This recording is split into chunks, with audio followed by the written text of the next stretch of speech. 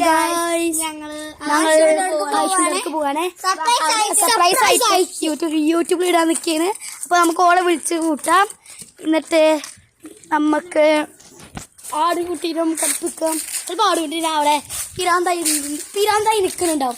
കാരണം ആടുകുട്ടിക്ക് ചില സമയത്ത് പിരാന്ത നൽകിയിട്ട് നിൽക്കൂല.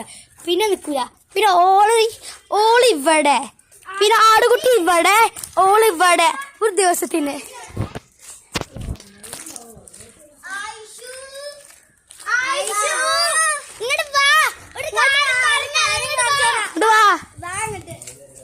പശു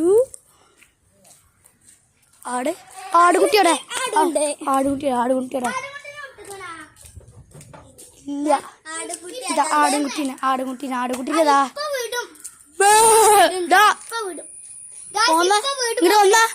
ഇങ്ങോട്ട് വാ. നല്ല ആടുകുട്ടിയ. പക്ഷേ വിടുമ്പോ ചില പിരാൻ നൽകും. എനിക്ക് തള്ളനും തൊടാൻ പേടില്ല. ഇതാണ് ഐഷു പറഞ്ഞാൽ ഇതാണ് ഐഷു. ഓളെ വീട്ടില് പശു, ആടുകുട്ടി ഒക്കെ ഉണ്ട്. ഇതാണ് ഐഷു.